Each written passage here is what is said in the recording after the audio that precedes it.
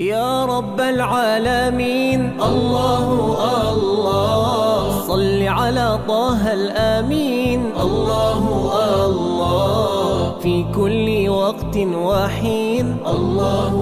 الله، املأ قلبي باليقين الله الله، ثبتني على هذا الدين الله الله، واغفر لي والمسلمين الله